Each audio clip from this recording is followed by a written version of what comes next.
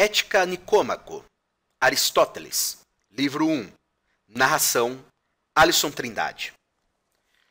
Toda arte e toda investigação, e semelhantemente toda ação e toda escolha, parecem tender a um bem qualquer. Por isso, corretamente declararam que todas as coisas tendem ao bem. Mas, para existir certa diferença entre os fins, pois alguns são atividades e outros feitos distintos delas mesmas, e onde existe um fim distinto das ações, nestes casos, os feitos são por natureza melhores do que as atividades. Por serem muitas as ações, artes e ciências, os fins também são muitos. Por exemplo, a saúde para a arte médica, a embarcação para a construção de naval, a vitória para a arte do general e a riqueza para a economia doméstica. E tais artes estão sujeitas a uma única aptidão, assim como a arte de fazer freios e muitas outras dos instrumentos de montaria estão sujeitas à arte equestre. E esta e todas as ações de guerra sujeitam-se à arte da guerra. E do mesmo modo, umas dependem das outras. De modo geral, os fins de todas as artes fundamentais são mais preferíveis que aquelas a que estão sujeitas, pois graças a esses fins que os outros são procurados. E é indiferente que as próprias atividades sejam as finalidades das ações, ou algo diferente delas, assim como o que foi dito a respeito das ciências. Se dentre as coisas a serem feitas existe precisamente um fim que desejamos por ele mesmo, e se não por causa dele, e se não desejamos tudo tendo em vista outra coisa, pois se progride assim até o infinito. Por conseguinte, o desejo seria vazio e inútil. É evidente que esse fim seria o bem supremo. Ora, não é certo que, em relação à vida, o conhecimento do bem tem um grande peso, e assim como os arqueiros miram um alvo, poderíamos atingir mais facilmente o que é necessário? Se é assim, deve-se tentar, ainda que de modo geral, compreender o que ele é afinal, e de quais ciências ou potência ele participa, ele é objeto. E há de se supor que seja da mais prestigiosa, sobretudo da mais soberana arte. E tal ciência parece ser a política, pois ela designa quais são as ciências necessárias nas cidades, e quais cada cidadão deve aprender e até quando. E vemos também que dentre as potências, as de mais alta monta sujeitam-se a ela, por exemplo, a arte da guerra, a gestão econômica e a retórica. Já que a política, ao fazer uso das demais ciências, ainda legisla sobre o que é preciso fazer e do que é preciso se afastar. A finalidade desta incluiria as finalidades das outras ciências, de modo que esse seria o bem pertencente ao homem. De fato, ainda que o bem seja idêntico tanto para um indivíduo quanto para a cidade, revela-se melhor e mais perfeito compreender e preservar o da cidade. Por se por um lado deve-se contentar um indivíduo apenas, por outro é mais belo e mais divino fazê-lo para uma nação e para as cidades. E a investigação tem por objetivo estas coisas, o estudo da arte política. O propósito será adequadamente discutido de acordo com o assunto subjacente, pois não se deve procurar a exatidão do mesmo modo em todos os discursos, nem, por exemplo, nos trabalhos dos artesãos. As coisas belas e justas, acerca das quais a arte política investiga, possuem grandes diferenças e variações, na medida em que parecem existir somente por convenção, e não por natureza. Os bens também possuem tais variações, e para muitas coisas prejudiciais surgem a partir deles. De fato, alguns já pereceram por conta da riqueza, e outros por conta da coragem. Assim, ao falarmos de tais coisas, e a partir de tais dizeres, devemos nos contentar em mostrar, grosso modo, a verdade por uma ideia geral, e ao falarmos das coisas verdadeiras bem genericamente, e a partir de tais princípios, podemos tirar conclusões genericamente. E é do mesmo modo, então, que cada uma das coisas que dissermos deverá ser aceita, pois é do homem bem educado procurar por si mesmo a exatidão para cada gênero de coisas, tanto quanto a natureza da coisa admite, pois aceitar o uso provável dos argumentos de um matemático parece ser igual a exigir demonstrações de um orador. Cada homem julga corretamente as coisas que conhece, e destas é bom juiz. Então, o que foi bem educado num assunto particular é bom juiz nesse assunto, e o que foi educado em todas as coisas é bom juiz em geral. Dessa forma, para a arte política, o jovem não é um ouvinte apropriado, pois é inexperiente quanto aos assuntos da vida, e os discursos partem deles e são em torno deles. Além do mais, estando ele disposto a seguir suas paixões, ouvi-las será vazio, inútil. Já que o objetivo da política não é um conhecimento, mas uma ação. E é indiferente que seja jovem em idade ou tenha um caráter juvenil, pois o defeito não depende do tempo, mas do viver e perseguir cada coisa, uma após a outra, segundo a paixão. De fato, a tais pessoas, o conhecimento se torna desvantajoso, assim como aos descomedidos. Mas aqueles cujos desejos e ações se realizam segundo a razão, o conhecer a respeito desses assuntos seria proveitosíssimo. Que estas palavras sejam então um prelúdio, tanto a respeito do discípulo, quanto de que maneira isto deve ser aceito, e também porque o expomos.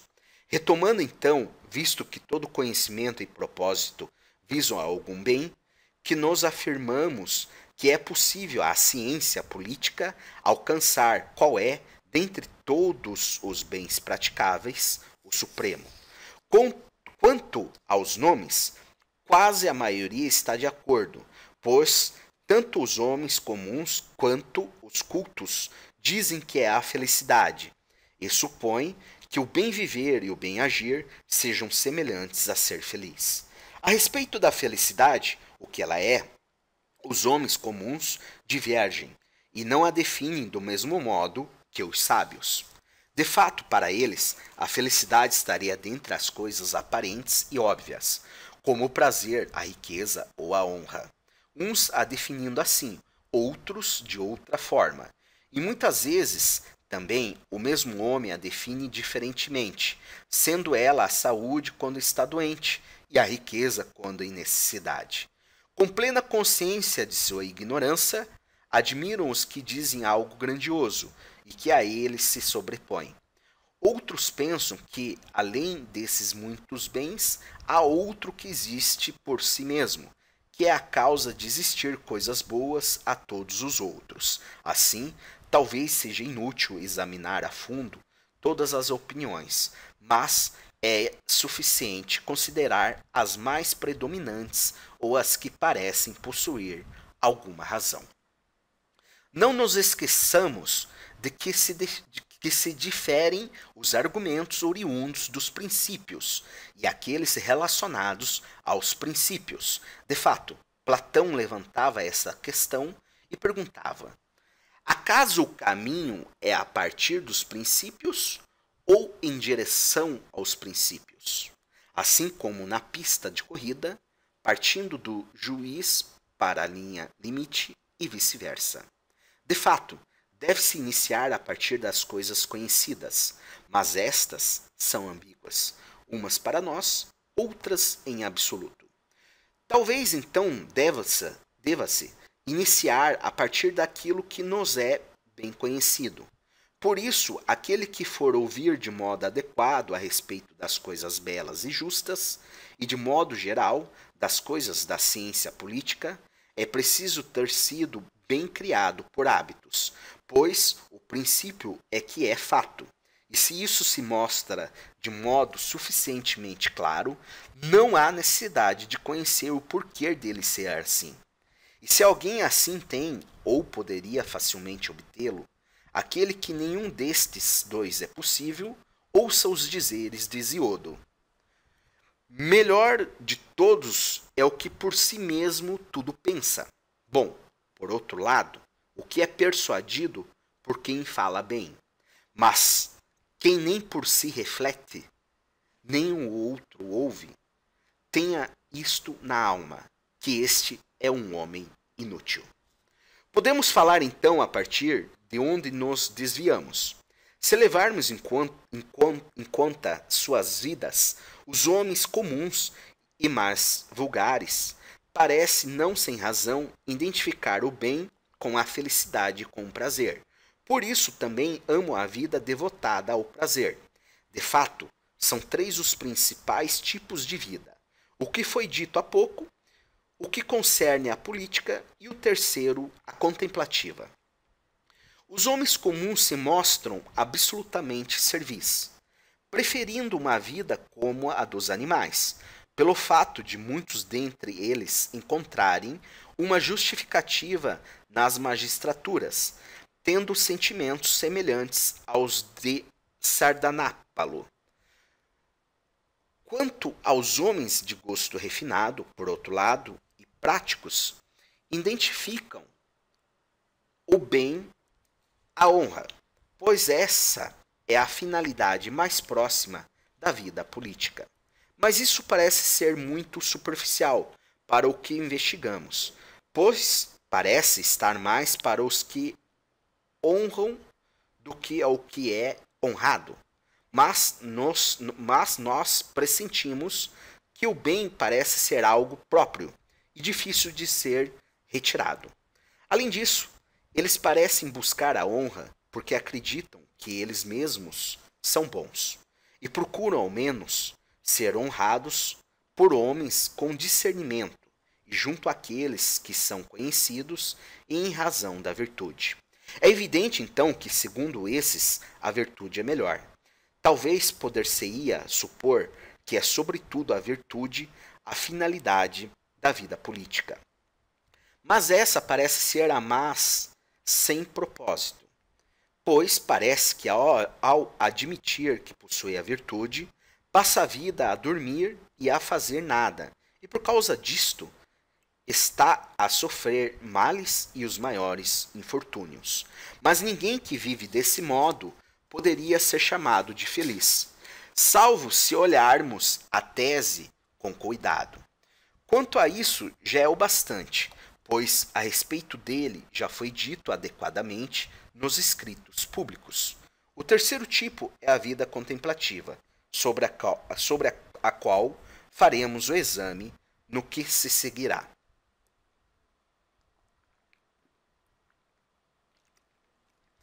Quanto à vida para acumular dinheiro, existe certa coação, e é evidente que não é a riqueza o bem procurado, pois é algo útil para o benefício de outra coisa.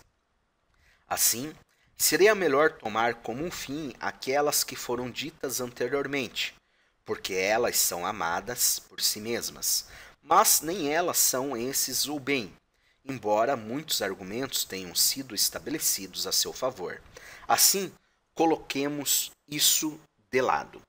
Talvez seja melhor passar em vista a noção do bem universal, iniciar uma discussão sobre o que ele significa, mesmo que tal exame seja árduo, pelo fato de que os homens que introduziram as formas são amigos. E talvez pareça melhor e até mesmo necessário para a preservação da verdade. Fazer desaparecer o lado pessoal, especialmente sendo filósofos, pois ambos, o lado pessoal e a verdade, não são caros e por anuência divina é preferível a verdade. Os que se ocuparam com essa opinião não produziam ideias nas quais consentiam a anterioridade e a posterioridade. E precisamente por isso, nem postularam uma ideia dos números em geral, mas o bem é predicado, tanto naquilo que é quanto numa certa qualidade, e numa relação, mas a essência, aquilo que é por si mesmo, é por natureza anterior à sua relação, pois ela parece ser uma ramificação ou um acidente do ser, de modo que não haveria uma ideia comum correspondente aos bens. Além do mais, a palavra bem é enunciada de tantas maneiras quanto a palavra é. pois é enunciado naquilo que é, por exemplo, Deus e pensamento, na qualidade como as virtudes, na quantidade como a medida, na relação como útil, no tempo como o momento oportuno, no lugar como as moradias e outras coisas tais. É evidente que o bem não pode ser uma noção geral, universal e única, pois não seria enunciado em todas as categorias, mas somente em uma. Ademais, visto que as coisas estão sob uma única ideia, são objetos de uma única ciência. Deveria haver também uma única ciência para todos os bens, mas eis que dentre as ciências existem muitas que estão sujeitas a uma única categoria. Por exemplo, do momento oportuno na guerra. É a ciência estratégica da doença, é a medicina, da medida na alimentação, é a medicina. E dos exercícios físicos é a arte da ginástica. Mas se alguém, afinal, quisesse dizer a ideia de cada objeto, encontraria dificuldade, já que o homem em si é em um homem, a definição é a mesma, a de homem, pois na medida em que é homem, e nada diferem. E se é assim, e nada difere na medida em que é bem, e nem será mais bem por ser eterno. Se realmente o que é mais duradouro não é mais brilhante que o efêmero. Os pitagóricos parecem dizer algo mais plausível a respeito disto, quando colocam o 1 na coluna dos bens. As quais, parece, Espeusipo seguiu bem de perto, mas a respeito destas coisas haverá outra discussão. Quanto ao que já dissemos, uma questão pode ser trazida à luz. O fato de não ter sido dito em seus discursos a respeito de todos os bens, mas que alguns são enunciados por uma ideia única. Aqueles que por si mesmos são perseguidos e amados, que são capazes de produzir ou preservar, de algum modo, ou impede a ação dos contrários, e são chamados de bens por causa desses, e num sentido diferente. Então é evidente que podemos falar dos bens de duas maneiras. Umas, os bens por si mesmos, outra, os bens em relação aos primeiros. Tendo distinguido, então, os que são por si mesmo dos úteis, observemos se são chamados bens segundo uma única ideia. Quais são as coisas que podem ser classificadas como bens em si? Ou quantas são procuradas e tornam-se únicas? Por exemplo, o pensar, o ver e alguns prazeres e honras? Pois se as perseguimos em vista de outras coisas, elas seriam classificadas semelhantemente entre os bens em si. Ou não haverá nenhum outro bem em si, exceto as ideias? Se sim, a forma estará vazia de sentido. Mas, pelo contrário, essas espécies de bens em si incluíssem essas coisas, a definição de bem deverá ser manifesta como sendo a mesma em todas elas, assim como a da brancura é a mesma na neve e no pigmento branco, mas as definições de honra, prudência, prazer são diversas e diferentes em relação às coisas boas. Logo, o bem não é algo comum, sujeito a uma única ideia. Mas como afinal diferentes coisas são chamadas de bem? Pois não parece que são homônimos por acaso. Ora, elas derivam todas de um único bem, contribuem todas para o único bem, ou antes, por analogia. Pois assim como a visão é um bem para o corpo, o pensamento é um bem para a alma, e o mesmo em outras situações. Mas talvez agora essas coisas devem ser descartadas, pois falar de maneira precisa sobre elas seria próprio de outra filosofia. É semelhantemente a respeito da ideia, pois mesmo que exista um bem único afirmando em comum, ou separável em si e por si, é evidente que não seria algo realizável, nem adquirida pelo homem. Mas agora é algo de tal tipo que é buscado. Talvez se pudesse acreditar que é melhor conhecer o bem em si do que os bens que são realizáveis e adquiridos. E tendo tal paradigma, nós também conheceríamos melhor os bens, e se os conhecêssemos, nós os alcançaríamos. Este argumento possui certa plausibilidade, mas parece discordar com as ciências. De fato, todas elas têm por objetivo algum bem, mas ao procurarem o que é insuficiente, deixam de lado o conhecimento do bem. E de fato, não é razoável que todos os artífices ignorem uma assistência tão grande e nem procurem adquiri-la. É difícil, entretanto, descobrir em que um tecelão ou um carpinteiro, em relação à sua arte, será beneficiado com o conhecimento do bem em si. Ou como será um médico melhor ou um general melhor aquele que tiver contemplado a ideia em si. Pois o médico nem parece considerar desse modo a saúde, mas a saúde do homem, ou talvez a de um particular, pois é um indivíduo que ele cura. Mas a respeito destas coisas, muito já foi dito. Devemos agora retornar ao bem, objeto de nossa investigação, e ao que seria ele afinal, pois ele se mostra diferente em outra ação e arte. De fato, ele é diferente na medicina, na arte da guerra e do mesmo modo nas demais artes. O que é então o bem em cada uma delas? Ou não é graças a ele que as demais são feitas?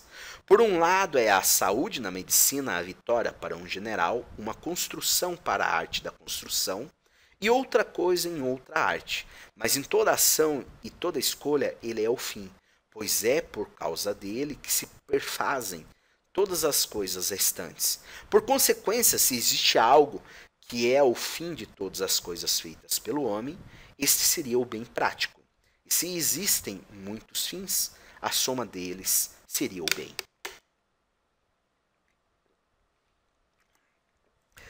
Avançando passo a passo, o argumento chegou ao mesmo ponto que antes, mas ainda é preciso tentar mostrá-lo mais claramente.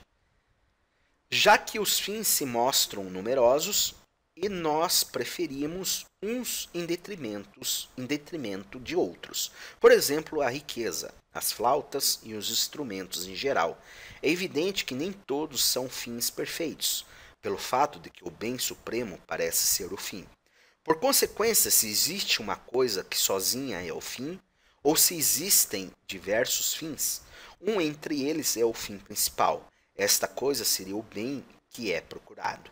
Ao falarmos em grau de finalidade, queremos dizer que uma coisa perseguida como um fim é em si é mais perfeita do que aquela que é perseguida como um meio por uma coisa qualquer.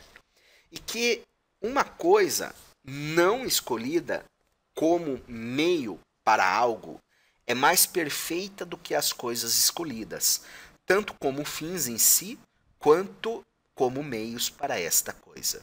E simplesmente chamamos perfeito o que é sempre desejável por si mesmo, e nunca por outra coisa. A felicidade acima de todas as outras coisas parece ser de tal tipo, já que nós a escolhemos sempre por si mesma, e jamais em vista de outra coisa. A honra, o prazer, a razão e todas as virtudes também nós as escolhemos por si mesmas. Pois mesmo que resultem em nada, ainda assim as escolheríamos. Mas as escolhemos também em favor da felicidade.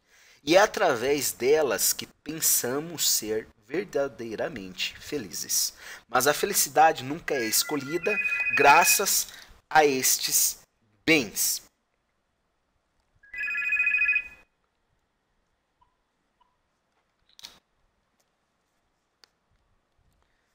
Mas a felicidade nunca é escolhida graças a estes bens, senão por si mesma. E parece ocorrer o mesmo a partir da autossuficiência, pois o bem perfeito parece ser autossuficiente. E dizemos autossuficiente não apenas aquele que vive uma vida solitária, mas também aos seus pais, seus filhos, sua esposa e, de modo geral, aos seus amigos e cidadãos, já que o homem é, por natureza, político. Mas deve-se criar um limite, pois se aplicarmos também em relação aos genitores e aos descendentes, e aos amigos dos amigos, ele avança ao infinito. Mas isso deve ser considerado depois. Estabelecemos que o autossuficiente, sendo tomado sozinho, faz a vida desejável e sem qualquer necessidade. É desse tipo que consideramos ser a felicidade, não contando com o mais desejável dentre todos os bens, mas contando, evidentemente, como o mais desejável segundo o menor dos bens, pois o que é acrescentado se torna um excesso de bens, e o maior é sempre mais desejável. Assim, a felicidade parece ser algo perfeito e autossuficiente, sendo um fim dentre as ações. Além disso, dizer que a felicidade é o bem supremo parece algo concorde, mas é preciso ainda indicar de maneira mais clara o que ela é. Talvez isso pudesse ocorrer se fosse entendida a função do homem, pois, tal como para um flautista e para um escultor e para toda a arte, em geral para aqueles que têm alguma função e atividade, supõe existir o bem e a boa causa dispostos na função. E poder-se-ia pensar assim também para o homem, se realmente existisse alguma função para ele. Acaso não existe certa função e atividades do carpinteiro e do sapateiro, mas nenhuma é do homem, sendo ele por natureza sem função? Ou, assim como o olho, a mão e o pé e cada uma das partes do corpo parecem ter, em geral, alguma função, não se deveria estabelecer também certa função ao homem, independente de todas essas? Mas qual seria afinal essa? Pois o fato de estar vivo parece ser comum também às plantas, mas o que pertence ao indivíduo é que é procurado. Deve-se rejeitar, então, a atividade vital da nutrição e a que promove o crescimento. A seguir, existiria uma vida perceptiva, mas essa parece ser comum tanto ao cavalo quanto ao boi e a todos os animais. Resta assim a que concerne a ação prática, que possui a razão. Essa que, por um lado, obedece à razão e, por outro, possui também pensamento. Mas o que se diz dela é ambíguo e deve ser estabelecido segundo uma atividade. E essa parece ser definida como a de maior autoridade. Então, se a função do homem é uma atividade na alma segundo a razão, ou que não existe sem razão, e afirmamos que a função é a mesma para uma espécie qualquer e para o que é excelente nisso, como o citarista e o excelente citarista. E, em geral, em relação a todos esses, acrescenta-se a virtude da excelência segundo a função, pois a função de um citarista é tocar cítara, e a de um excelente citarista é fazê-lo bem. Se isso é assim, estabelecemos que a função do homem é um certo tipo de vida, e esta é uma atividade da alma e ações segundo a razão. E se é assim, a do homem excelente é completá-la bem e belamente, e cada um o fará bem, segundo a virtude que lhe é própria. O bem pertencente ao homem vem a ser uma atividade na alma, segundo a virtude. E se são inúmeras as virtudes, segundo a melhor e a mais perfeita. Mas há ainda uma vida perfeita, pois uma andorinha não faz verão, nem um único dia. Do mesmo modo, nenhum homem feliz, nem a felicidade se fazem em um único dia e em pouco tempo. Foi feito deste modo um esboço do bem, pois talvez seja preciso primeiro esboçá-lo, e em seguida, mais tarde, preencher os contornos. Mas parece ser possível a todos acrescentar e completar detalhadamente as coisas que foram bem esboçadas. E o tempo também parece ser um descobridor ou bom auxiliar de tais coisas, de onde também para as artes surgem os progressos, pois todos podem acrescentar o que falta. De fato, é necessário recordar-se do que foi dito de antemão e não procurar, do mesmo modo, a precisão em todas as coisas, mas em cada uma delas, conforme o assunto definido até agora, porquanto adequado à investigação. De fato, tanto um carpinteiro quanto um geômetra investigam de modo diferente o ângulo reto. Um o faz em relação ao quanto ele é útil ao seu trabalho, e o outro quanto à sua essência e qualidade, pois ele é o que contempla a verdade.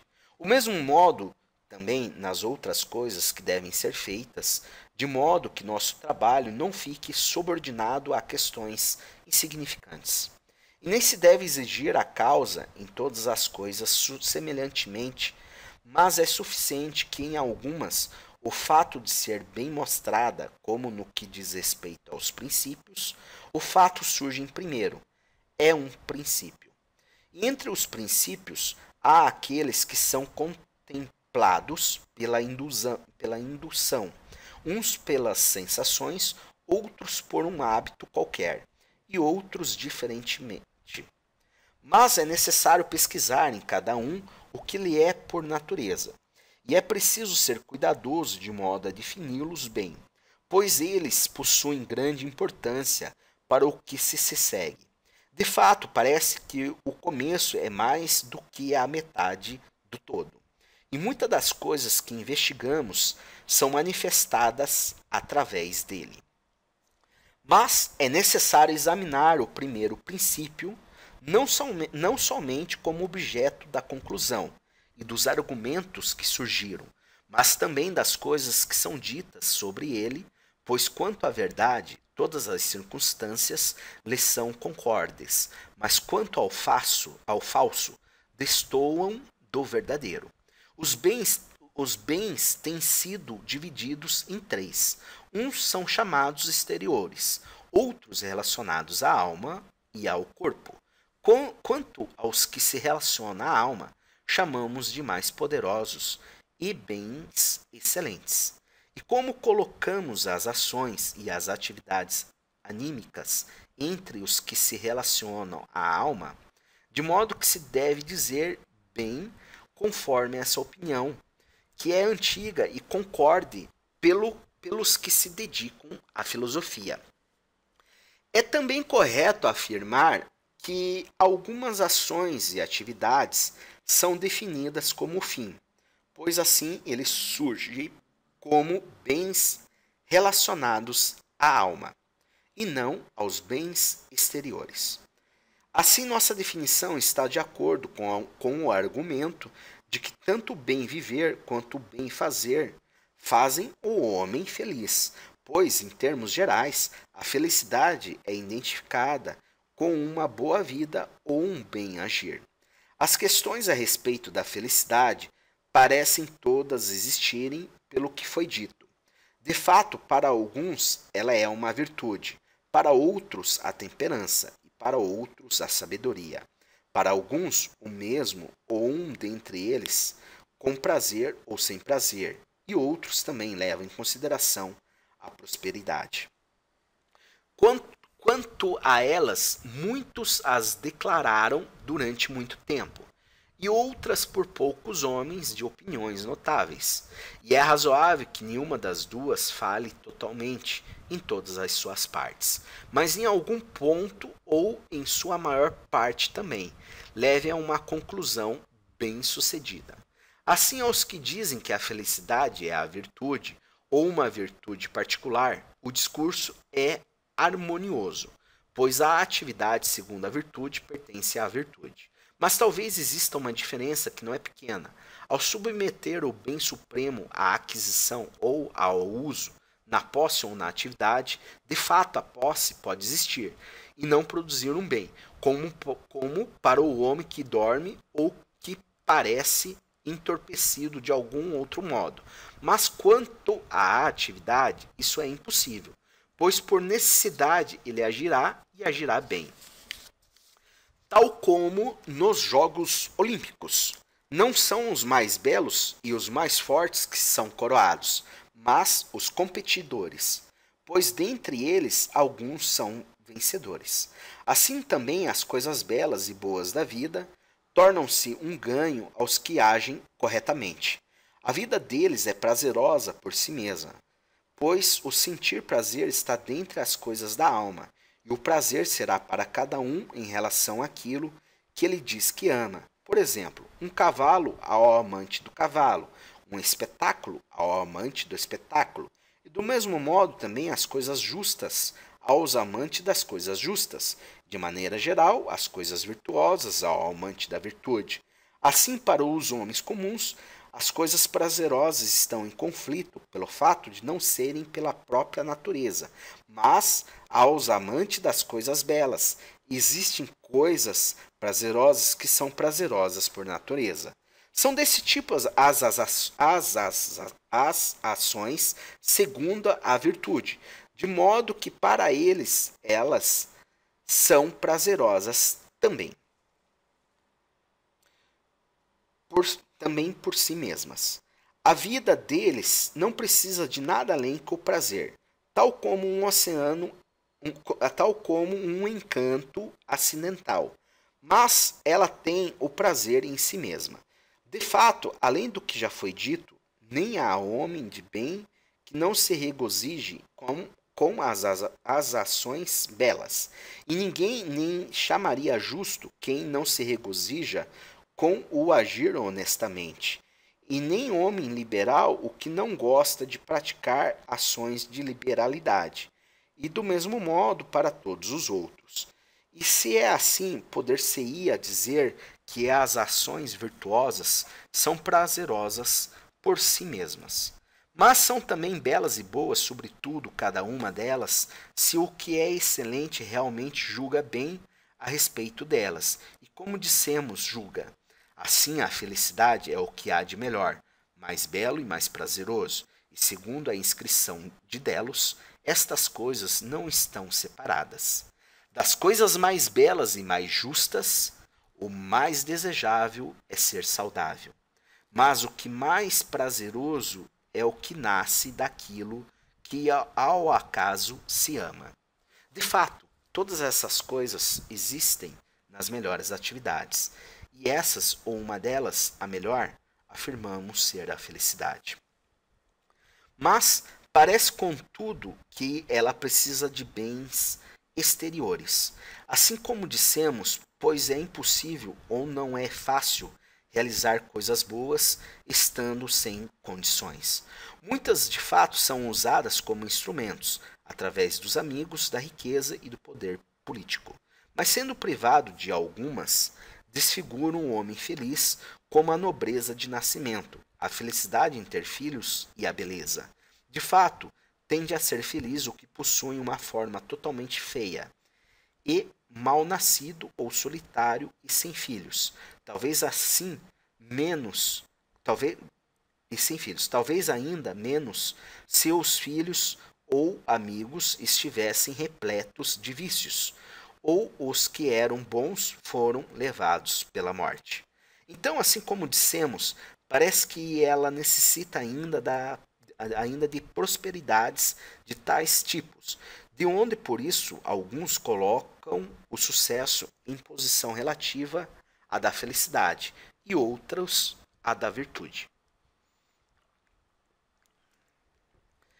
De onde também é possível levantar a questão se acaso ela pode ser aprendida, adquirida pelo hábito, ou de outro modo, ser alcançada pela prática, ou por um quinhão divino, ou está à mão pelo acaso.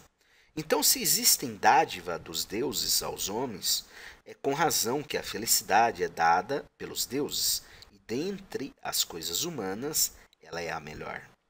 Mas talvez isso fosse mais adequado a outro tipo de investigação. E parece que, mesmo que ela não seja enviada pelos deuses, mas ocorresse através da virtude de algum estudo ou fosse alcançada pela prática, ela está dentre as mais divinas, pois a recompensa e a finalidade da virtude parece ser o bem supremo e algo divino e bem-aventurado. E ela poderia ser comum a todos, já que ela pode ser alcançada através de algum estudo ou esforço por todas as pessoas, cuja capacidade para a virtude não foi retirada. E é melhor ser feliz assim do que pelo efeito de uma sorte qualquer. E pode-se com razão pensar que é assim que as coisas se passam na verdade. Visto que as obras da natureza são tão boas quanto elas podem ser, que é mesmo para tudo oriundo da arte ou de qualquer outra causa, sobretudo a causa da excelência. Do contrário, abandonar ao acaso o que há de maior e mais nobre seria uma solução discordante. A resposta à questão que colocamos surge claramente também da nossa definição de felicidade. Dissemos, de fato, que era uma atividade da alma conforme a virtude, certo tipo de atividade. Quanto às atividades, umas estão necessariamente dentre os bens restantes, outras são naturalmente úteis enquanto instrumentos. Estas considerações somente estariam de acordo com o que dissemos no início, pelo fato que estabelecemos que a finalidade da política era o bem supremo, e o maior cuidado dela é produzir certa qualidade nos cidadãos, tornando-lhes bons e capazes de praticar belas ações. É natural, então, que não denominemos feliz nem ao boi, nem ao cavalo, nem a qualquer outro dentre os animais, pois não lhes é possível partilhar de tais atividades. E ainda pelo mesmo motivo, um menino não pode ser feliz, pois ele ainda não é capaz de praticar tais atos devido à sua idade. E aqueles a que chamamos felizes só os são pelas esperanças. De fato, é preciso, tal como dissemos, tanto uma virtude completa como uma vida completa, pois muitas vicissitudes e todos os tipos de sorte surgem durante a vida. E pode ocorrer que o homem mais próspero caia em grandes infortúnios na velhice, assim como se relata ao respeito de Príamo e os troianos, quando sofreu tais infortúnios e miseravelmente findou. Ninguém o chamou de feliz. Acaso não se pode julgar feliz nenhum dentre os homens enquanto ele vive? E, segundo Solon, é necessário ver o fim? Então, se é preciso colocar desse modo, só verá homem verdadeiramente feliz quando ele está morto? Ou isso não seria completamente absurdo, especialmente para nós que afirmamos que a felicidade é certa atividade? E se não dizemos que são felizes os que já estão mortos, e nem que Solon desejasse isto, mas somente que nestas circunstâncias poder-se-ia resolutamente considerar um homem feliz, pois já está sem os infortúnios e os males, mas também aí se admitir uma contestação, pois parece existir para quem está morto tanto um mal quanto um bem, ainda que para um vivo isso não se aperceba. Por exemplo, as horas e as desonras dos filhos, e de modo geral, as boas condutas e as más sortes dos descendentes, mas surge daí também uma aporia para o homem que viveu verdadeiramente feliz até a velhice e chegou ao fim segundo o argumento. É possível que ocorra muitas vicissitudes aos seus descendentes, e dentre eles os que são bons obterão a vida amorosa, e outros o contrário, e é evidente também que, segundo os graus de parentesco, as relações dos descendentes com seus ancestrais sejam susceptíveis de todo tipo de variação. Assim viria a ser absurdo supor que o morto participa de todas essas vicissitudes e pode em tal momento tornar-se feliz para novamente tornar-se miserável. E absurdo também seria se nenhum dos descendentes em algum momento jamais recebesse os juros dos seus antepassados. Mas é preciso retornar ao início desta dificuldade, pois talvez fosse preciso observar também a presente questão a partir disto. Se for preciso ver o fim para afinal fazer cada homem feliz, não como sendo agora feliz, mas que fora anteriormente, como não seria absurdo se quando é feliz. Não falará a verdade sobre o que lhe foi feito, por não querer que os homens ainda vivos não sejam felizes em razão de reveses, e por supor que a felicidade é algo estável e jamais mutável, enquanto os infortúnios muitas vezes os cercam. De fato, é evidente que se tomássemos os infortúnios como guias, muitas vezes o chamaríamos de feliz e outras de miserável, mostrando o que é feliz como um tipo de macarrão, como de fato, é evidente que se tomássemos os infortúnios como guias, muitas vezes o chamaríamos de feliz e outros de miserável, mostrando o que é feliz como um tipo de camaleão ou uma construção sem alicerces. Ou o acompanhar os infortúnios não é de modo algum correto? Pois não está neles o bem ou o mal, mas a vida humana ainda carece deles. E, de acordo com o que dizíamos, a causa verdadeiramente determinante da felicidade reside nas atividades conforme a virtude, e as que são contrárias são o oposto.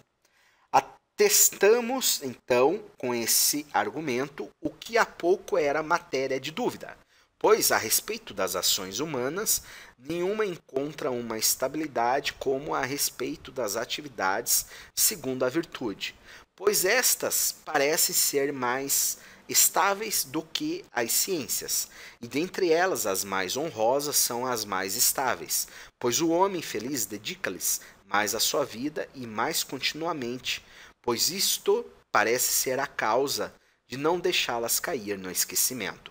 Assim, a estabilidade que procuramos pertencerá ao homem feliz e permanecerá durante toda a sua vida, pois sempre o preferível a todas as coisas ele agirá e contemplará, de acordo com a virtude, e suportará também os infortúnios, dignamente e de todos os modos, como o que é verdadeiramente bom e não é cercado pela censura. Muitas delas acontecem por acaso e diferem em grandeza e pequeneza. Trata-se de sucessos mínimos, assim como quanto de reveses pequenos. E é evidente que não produzem um fardo para a vida, mas as que surgem de maneira grande e numerosa farão a vida muito bem feliz, pois eles mesmos ajudam não somente a adornar por natureza, mas também ao uso deles tornará bela e excelente. E produzindo resultados inversos, eles esmagarão e arruinarão a felicidade, pois trazem dores e são um obstáculo para muitas atividades. Não obstante, o belo nesses reluz, quando suporta prontamente muitos e grandes infortúnios, e não por insensibilidade, mas pela grandeza e nobreza da alma. Se as atividades são determinantes em nossas vidas, assim como dissemos, nenhum dentre os homens felizes poderia tornar-se miserável, pois jamais farão coisas odiosas e de pouca monta. De fato, consideramos verdadeiramente bom e sensato o homem que suporta todos os infortúnios, com graça e dignidade, e a partir dos acontecimentos sempre faz as mais belas coisas, assim como o bom general que na guerra faz uso do exército da maneira mais conveniente, ou um sapateiro faz os melhores calçados a partir do couro que lhe é dado. E do mesmo modo para todos os outros artesãos. E se é assim, o homem feliz jamais se tornaria miserável, mas se vier a sofrer infortúnios como os de Príamo, não será feliz. E tampouco será instável e mutável, pois nem se moverá facilmente da felicidade. Nem por enganos casuais, mas sim pelos que são muitos e grandes. E a partir de tais tipos não viria a ser novamente feliz em pouco tempo. Mas se realmente vir a ser, será num longo período, durante o qual terá alcançado muitas e belas satisfações. Então, o que nos impede de dizer o que é feliz, aquele que age conforme uma vida perfeita, está suficientemente suprido de bons exteriores, está suficientemente suprido de bens exteriores, e não ao acaso do tempo, mas durante uma vida completa, ou deve-se acrescentar também, conforme o argumento, que viverá dessa maneira e morrerá? Uma vez que o futuro nos é incerto, e estabelecemos que a felicidade é um fim, e a estabelecemos como perfeita em tudo, de todos os modos, e se é assim, nós chamaremos, dentre os seres vivos, felizes os que realizam e realizaram as coisas que foram ditas, de fato, homens felizes. Mas a respeito disto, tais coisas já foram bem definidas.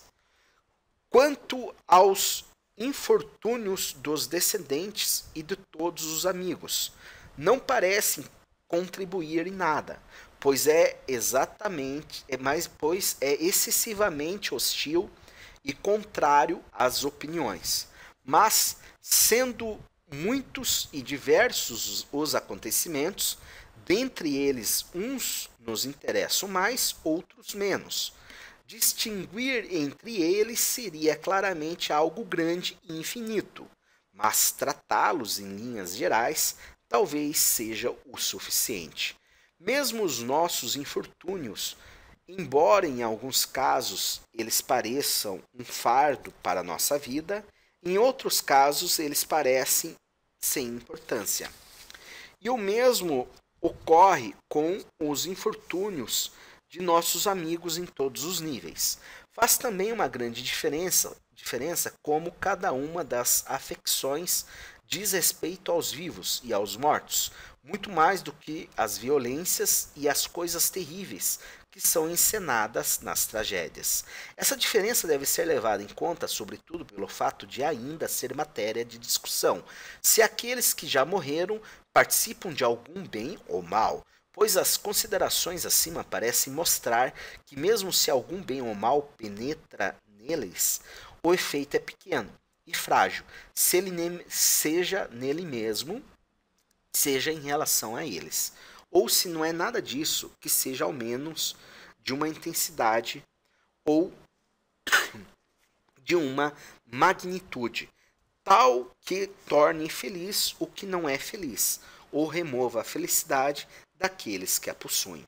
Os êxitos, e da mesma maneira os reveses de seus amigos, parecem também afetar os mortos, mas não podem tornar infelizes o que são felizes, ou produzir o contrário. Definindo assim estas coisas, passemos em vista, então, se acaso a felicidade está entre os bens mais elogiáveis, ou, sobretudo, dentre os mais honráveis, pois é evidente que ela não está, de todo modo, dentre as potências. Parece que tudo que é laudatório é elogiado pelo fato de ter certa qualidade e se relacionar a algo, pois o homem justo, o corajoso e, do mesmo modo, o homem bom e a virtude em geral nós os elogiamos por suas ações e resultados. E também o homem forte, o bom corredor, e cada um dos outros pelo fato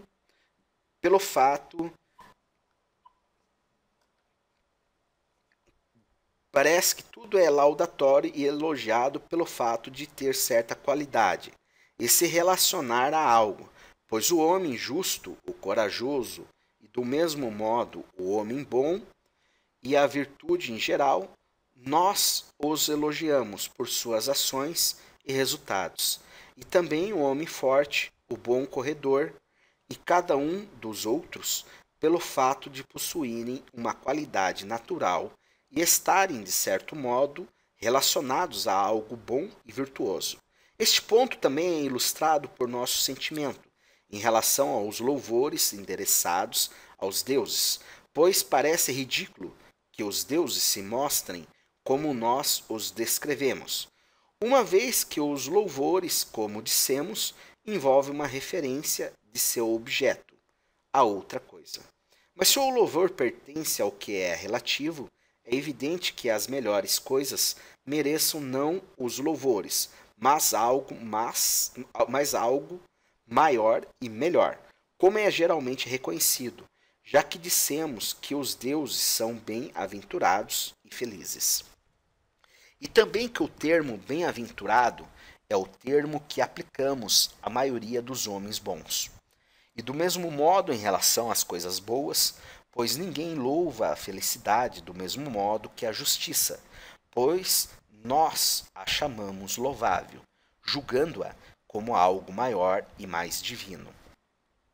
Parece que Eudoxo defendeu bem a sua tese acerca da excelência do prazer, quando ele considerou que o fato do prazer, embora fosse um bem, não fosse elogiado. É uma indicação de que ele é superior às coisas que louvamos, como o Deus e o bem, pois eles são os padrões aos quais tudo mais é referido.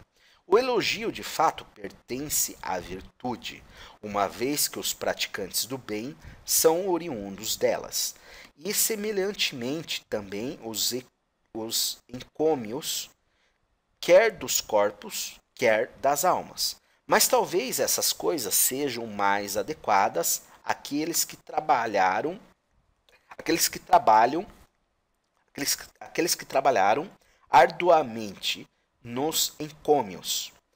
Quanto a nós, é evidente que das coisas ditas, a felicidade está entre as honradas e perfeitas. E parece ser também desse modo por ser um princípio, pois graças a ele que fazemos todas as outras coisas. E o princípio e a causa dos bens é algo que assentimos como honrado e o divino. Uma vez que a felicidade é alguma atividade da alma segundo a virtude perfeita, seria necessário examinar a fundo a respeito da virtude, pois assim poder-se-ia melhor contemplar também acerca da felicidade. Parece que o homem político é também o que foi mais bem educado segundo a virtude, uma vez que ele deseja fazer os cidadãos bons e obedientes às leis. Temos um exemplo disso entre os legisladores cretenses e lacedemônios, e também em alguns outros que existiram.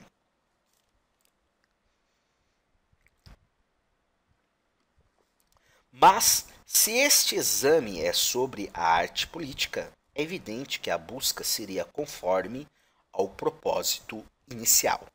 E, evidentemente, deve-se examinar a virtude humana, já que o que procurávamos era um bem humano e a felicidade também humana. E dissemos que a virtude humana não era do corpo, mas a da alma. E dissemos também que a felicidade era uma atividade da alma. E se isso E se isso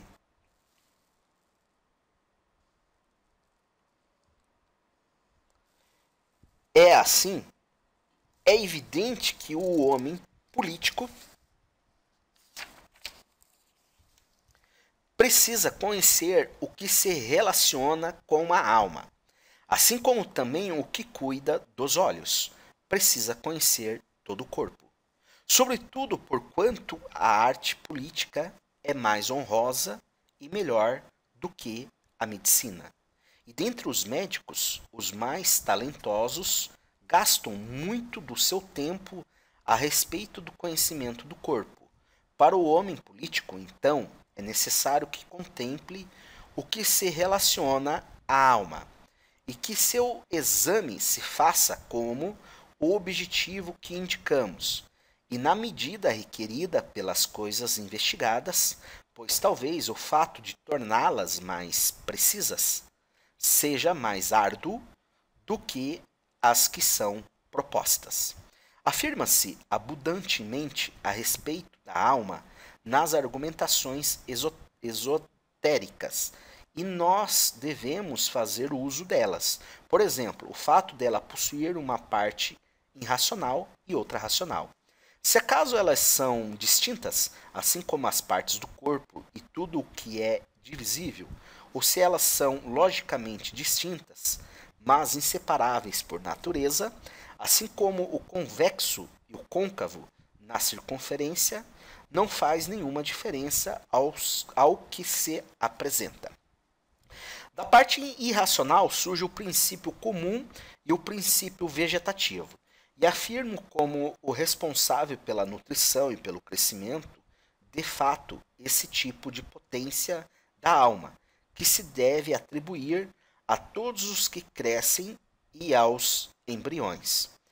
E esse mesmo também está presente nos já desenvolvidos, pois é mais racional do que qualquer parte. De fato, ela parece uma virtude comum a todas as espécies, e não apenas a humana. Pois é sobretudo nos sonhos que essa parte ou essa potência está em ação. Enquanto que tanto o homem bom quanto o homem mau em nada se distinguem durante o sono, de onde se afirma não diferir os felizes dos miseráveis em metade de suas vidas. E isso ocorre naturalmente, pois no sono há uma suspensão da atividade da alma, pela qual é chamada de excelente ou de pouca monta. Exceto que em menor grau alguns desses movimentos possam alcançar a alma durante o sono. E consequentemente os sonhos dos bons são melhores do que aqueles dos homens vulgares. Mas a respeito disso é suficiente e devemos nos afastar do princípio do vegetativo, visto que por natureza ele não faz parte da virtude humana. Assim parece existir uma natureza da alma que é irracional. Todavia, participe de algum modo da razão. De fato, elogiamos o princípio racional, tanto no homem temperante quanto no intemperante. E a parte da alma que possui a razão, pois ela exorta corretamente em direção às melhores coisas. Mas parece existir neles também outro princípio, além do racional por natureza, com o qual está em conflito e ao qual resiste. De fato, uma vez que é simplesmente como as partes do corpo que estão paralisadas, se deliberadamente escolhemos movê-los à direita, move-se na direção contrária, para a esquerda, do mesmo modo em relação à alma, pois é para as direções contrárias que se movem os impulsos dos intemperantes.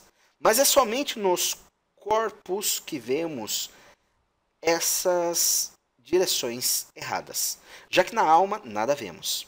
E talvez nem se deva considerar menos que também existe na alma algo além do princípio racional, que lhe é contrário e ao qual resiste. Quanto ao que é cada uma dessas partes, isso não faz nenhuma diferença. Mas parece também assim, como dissemos, que este segundo elemento participa do princípio racional, o de homem temperante, ao menos obedece ao princípio racional, e talvez ele ainda seja mais obediente ao moderado e corajoso, pois em tudo concorda com o princípio racional. Mas parece também que a parte irracional também é dupla. Por um lado, há uma parte vegetativa, que de modo algum faz parte do princípio racional. Por outro, existe uma parte desiderativa, ou, de um modo geral, apetitiva, que de alguma forma participa, da qual é ouvinte e prontamente obedece. E assim também quando dizemos levar em conta seu pai e seus amigos. Certamente não como dizem os matemáticos, que a parte irracional, de algum modo, é persuadida pelo princípio racional. É indicado nas admoestações e, de modo geral, nas censuras e exortações. Mas, se é necessário afirmar isso, que possui razão, a parte racional será dupla. Haverá, por um lado, o que lhe é apropriado, e em si mesmo, e por outro, o que prontamente lhe ouve, tal como ao Pai. Assim, a virtude se distingue segundo esta diferença. De fato, dizemos que umas são intelectuais e outras morais. A sabedoria, a inteligência e a prudência são as intelectuais, enquanto a liberalidade e temperança são as morais. De fato, quando falamos a respeito do caráter, não dizemos que ele é sábio ou inteligente, mas que é moderado e prudente. Mas nós elogiamos assim o sábio, segundo as suas condições. E dentre as condições, as dignas de elogios são as que chamamos virtudes.